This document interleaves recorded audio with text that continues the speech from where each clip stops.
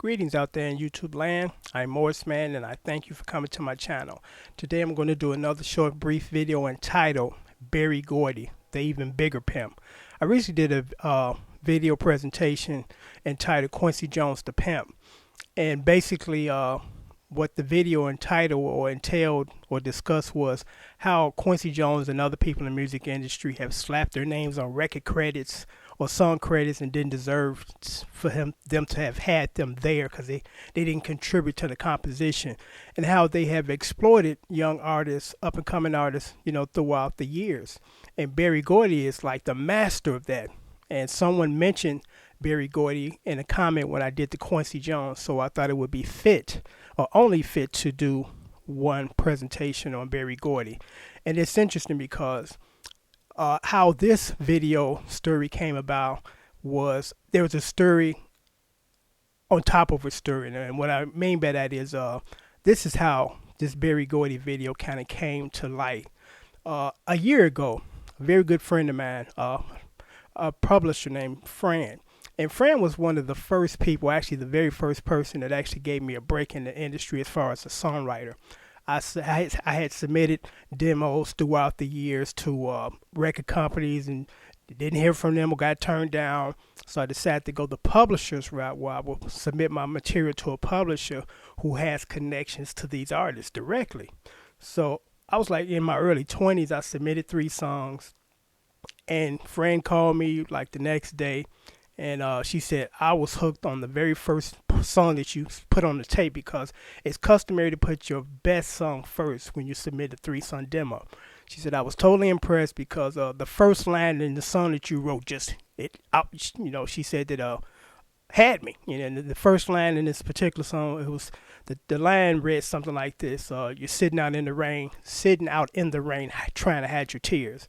And she said that just moved her. And then just the rest of the song talks about how a jilted lover is trying to deal with the fact that, that this particular person got jilted. So after that, I submitted some more songs. And I think the second song on that song was the first published song. It was called I Thought You Was Serious.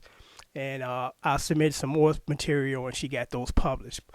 But anyway, getting to the story at hand, she contacted me last year because we still keep in touch. And she said, I have 2 tickets to this Berry Gordy's tribute, and Smokey Robinson is going to be there. And it was on the news. There's a big write-up about how they were putting on this tribute to Berry Gordy, and Smokey Robinson was going to be there. And they was talking about, how he made this big contribution to the music industry, blah, blah, that. And backstage passes to meet Berry and meet Smokey, which I've actually met Smokey on a couple occasions. A very genuine guy. I love him to death. So she asked me, did I want to attend? And I thought about it for a minute. I said, I'll pass. She was like, why? I said, well, here's kind of why. And I'm about to tell you why. We look at Berry Gordy as this musical icon, which technically I don't look at him that way. I look at Berry Gordy this way. He was a very visionary person, and he took a bunch of musical geniuses and made a dream come true. Now, I honestly believe that this dream could have came true with or without him. He was just a guy who initiated things and got it going.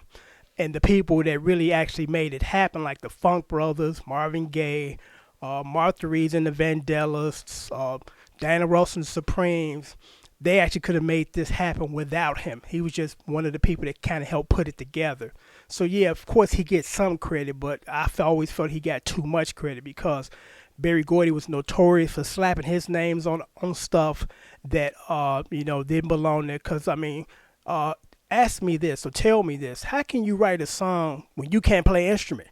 I'm not talking about writing the lyrics, but you part of the credits as far as writing the composition, the musical composition. Because what I noticed is, like in the 60s and the 50s, they specified. And what I mean by that is the great songwriting team, Burt Bacharach and Harold Davis, I believe, it clearly states on all their compositions that Burt Bacharach wrote the music and Harold Davis penned the lyrics. Same thing with, it was a couple of other ones I had examples of. Elton John and Bernie Taupo, I believe. It clearly states that You know, Elton John wrote the music, and Berry wrote the lyrics. But when you get to the around to the Motown era, you got everybody listed and it just says words and music by. And it's like it doesn't differentiate between who did what. It's just everybody lumped into this two-part category. You know, so that right there was kind of misleading. And the Funk Brothers, who had played on more hits combined with the Beatles and Elvis combined, they didn't get any notoriety until Marvin Gaye put out the Let's Going On album, which Berry Gordy didn't want him to put out for an entire year. They shelved that album and wouldn't let him release it. Once it got released, like I said in my other video, it became quickly the largest selling album in the Motown history at that point. And finally, the Funk Brothers got credits as far as who actually played the instrumentations on these great songs. You know, and it's just kind of unfortunate that, you know, some of the people in the Motown camp, and of course Motown was an extremely what's the word I'm looking for? Successful venture, that some of those people died literally penniless on welfare. Now, how is that? When you help sell millions and millions of records, and 10 years later you can't pay your rent. And one thing about the music industry is when you write or perform, you constantly get royalty checks, so you more or less covered for the rest of your life. But a lot of those people got cheated out of their royalties, got cheated out of their credits as far as, you know, writing or producing the song because of Berry Gordy.